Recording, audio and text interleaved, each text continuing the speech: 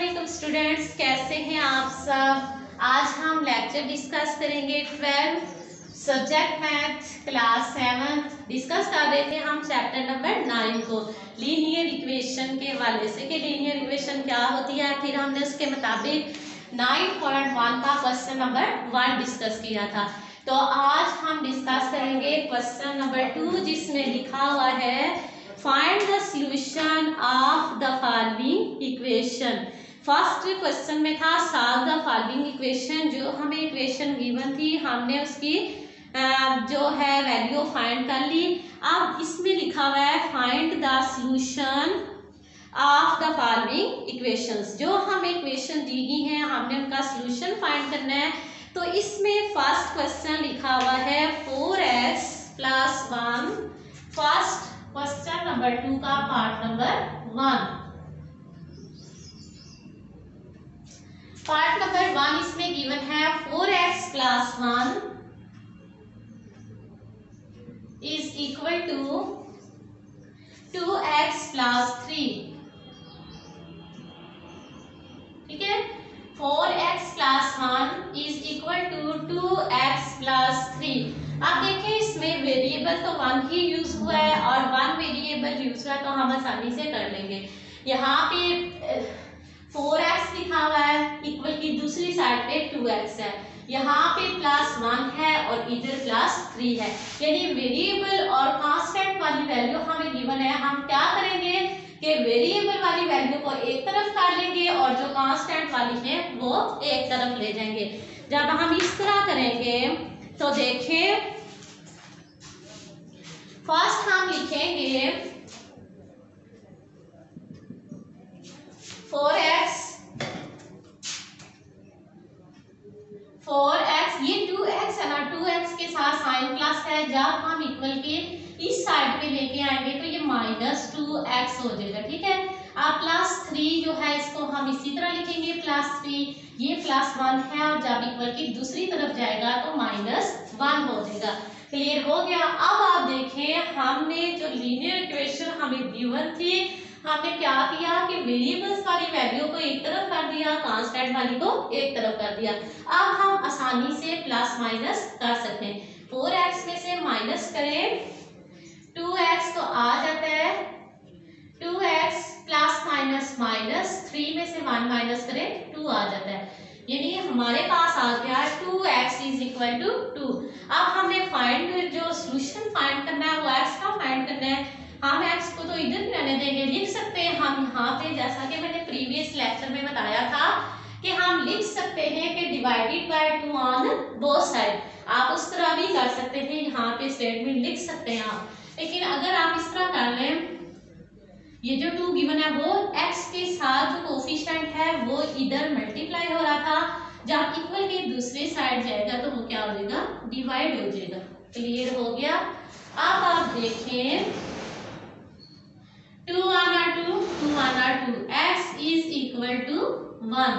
हमारे पास आंसर आ गया है यहाँ पे 1। समझ आ गई सबको। ये हमने फाइंड किया है सॉल्यूशन, x = 1 हमने फाइंड कर लिया है। नेक्स्ट आप देखिए इसका क्वेश्चन नंबर पार्ट नंबर 2 है। इसमें भी x की वैल्यू ही फाइंड है, एक ही वेरिएबल इसमें यूज हुआ है। तो ये है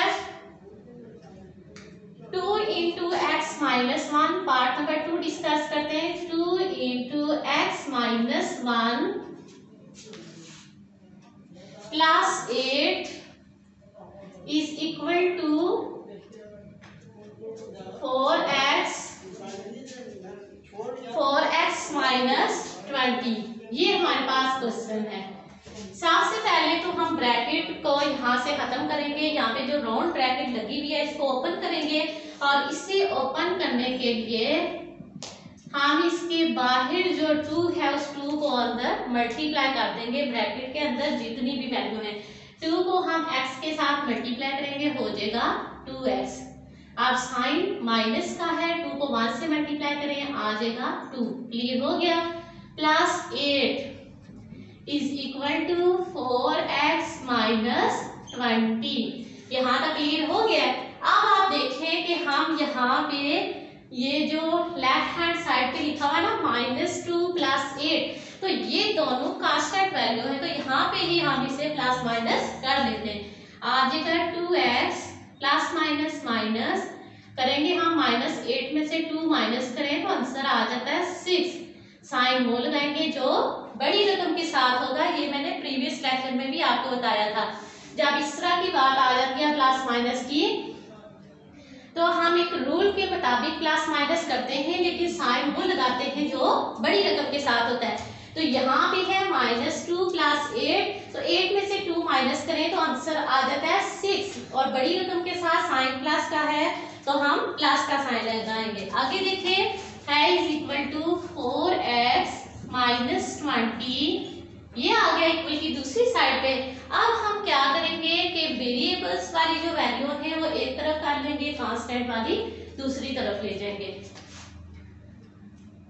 2x ये इक्वल 4x है ना, तो जब हम इधर लेके आएंगे तो -4x हो जाएगा। फिर -20 को लिखेंगे, ये +6 है, जब इक्वल की दूसरी साइड पे जाएगा तो -6 हो जाएगा। बात समझ में आ गई है? अब देखें ये दोनों वैल्यू माइनस की आ गई है, और यहाँ पे एक ही वेरिएबल यूज हुआ था x, और हम इसे प्लस माइनस कर देंगे। यहाँ पे मैंने आगे भी आपको बताया है कि जिस वैल्यू के साथ साइन नहीं होता ना, वो प्लस की होती है, पॉजिटिव वैल्यू होती है। नेगेटिव वैल्यू तभी होती है जब उसके साथ साइन माइनस का आ जाता है। तो ये प्लस माइनस माइनस 4 में से 2 माइनस करें तो हमारे पास आ जाता है यहाँ 2x। अब बड़ी रकम के साथ साइन माइनस का है तो हम यहाँ पे माइनस लगा देंगे। अब देखिए माइनस माइनस प्लस आ गया, करेंगे हम इसको प्लस, आंसर आएगा 26, लेकिन साइन वो लगाएंगे जो बड़ी रकम के साथ होगा। -20 -6 क्लियर हो गया। अब -20 -6 था तो आंसर आ गया -26। अब देखें दोनों इक्वल के दोनों साइड पे साइन माइनस कर, जब इक्वालिटी साइन आ जाए दरमियान में और इसकी लेफ्ट राइट साइड पे साइन एक जैसे आ जाए तो वो आपस में कैंसिल हो जाते हैं। ठीक है, अब ये दोनों साइन आपस में कैंसिल हो गए, ये दोनों हमारे पास बच गया 2x is equal to 26, x is equal to 26/2।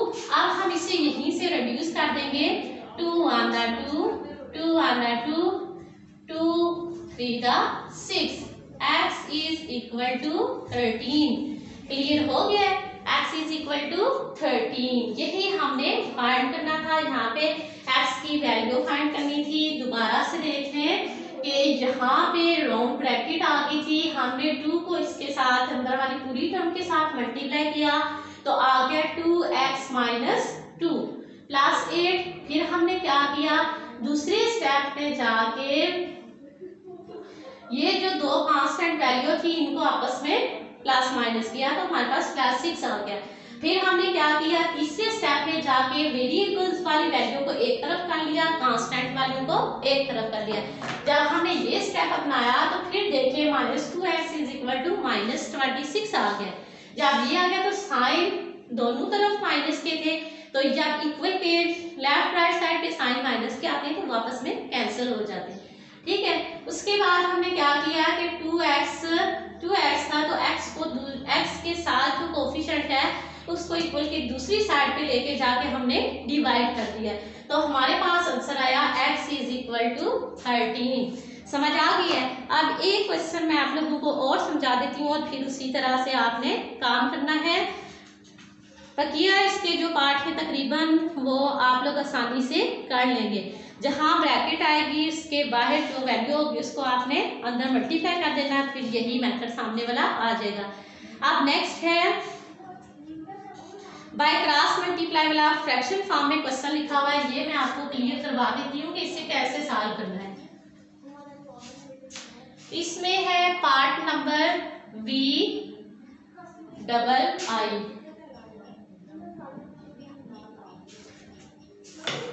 लिखा हुआ है x + 3 / x - 5 is equal to 3/10।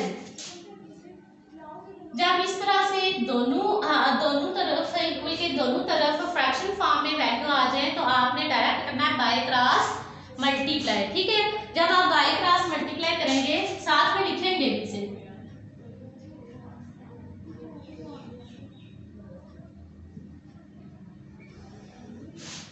By cross multiply क्या करना है कि x प्लस 3 को 10 के साथ मल्टीप्लाई करना, हम लिखेंगे 10 इंटू एक्स प्लस 3 और फिर 3 को हमने मल्टीप्लाई करना है x माइनस 5 के साथ। बात समझ में आ गई। जब मैंने यहाँ से कहा कि बाय क्रॉस करना है तो बाय क्रॉस का मतलब है पहले के नोमिनेटर को दूसरे के डिनोमिनेटर के साथ मल्टीप्लाई करना है, फिर दूसरी तरफ के इसके डिनोमिनेटर और उसके नोमिनेटर को आपस में मल्टीप्लाई करना है। बात समझ में आ गई। इसे कहते हैं बाय क्रॉस मल्टीप्लाई। अब वही बात आ गई जैसे हमने इस क्वेश्चन में किया था कि ब्रैकेट को ओपन करना है। ब्रैकेट को ओपन करने के लिए जो भी बाहरी वैल्यू होती है उसको हम अंदर मल्टीप्लाई कर देते हैं। 10x प्लस 30 3x माइनस 15, ठीक है। अब आप देखें 10x x वाली वैल्यू हम एक तरफ कर लेंगे, माइनस 3x आ जाएगा, माइनस 15 और ये हो जाएगा माइनस 30। 10 में से 3 माइनस करें आ जाता है 7x, माइनस माइनस प्लस करेंगे तो हम इसे प्लस, लेकिन साइन वो लगाएंगे जो बड़ी रकम के साथ होगा। तो ये 30 में 15 प्लस करें तो 45 हो जाता है, बड़ी रकम के साथ साइन माइनस का है तो हम वही यहाँ पे अप्लाई कर देंगे। अब हमें यहाँ से x की वैल्यू चाहिए, लेकिन इस x के साथ कोफिशिएंट 7 भी है तो हम क्या करेंगे, इसको इक्वल के दूसरी साइड ले जाएंगे। तो ये हो जाएगा divided by 7 on both side, x is equal to minus 45 by 7। आप देखिए 45 बाय 7 आ गया तो 7 का टेबल 45 पे नहीं जा सकता तो हम इसे डिवाइड कर लेंगे। इसका या तो पॉइंट में आंसर आ जाएगा, चेक कर लेते हैं यहाँ पे 45 7 5 35 7 6 आर 42, यहाँ पे बच गया 3, ठीक है। तो यहाँ पे आप देखें 3 आ गया है, अगर हम मजीद पॉइंट लगा के करें तो ये 30 नहीं आएगा, तो होल नंबर पे भी हम आंसर लिख सकते हैं 6 होल नंबर 3/7। क्लियर हो गया, ये हमारा सोल्यूशन है। अब इसके जो बाकी पार्ट रह गए वो आप लोगों ने खुद सॉल्व करने हैं। क्वेश्चन नंबर 2 आज हमने डिस्कस किया है, क्वेश्चन नंबर 2 भी मिलता देखा जैसा कि हमने क्वेश्चन नंबर 1 सॉल्व किया था 9.1 एक्सरसाइज का। ये पार्ट 2 यानी क्वेश्चन नंबर 2 आज हमने डिस्कस किया है। इसमें भी वैल्यू जो हमने फाइंड करनी थी वो भी एक्स की थी। यकीनन आप लोगों को समझ आ गई होगी। इसके बकिया पार्ट आप लोगों ने खुद क्लियर करने हैं, अच्छी तरह से समझना है और तवज्जो से काम करना है। ओके, अल्लाह हाफिज़।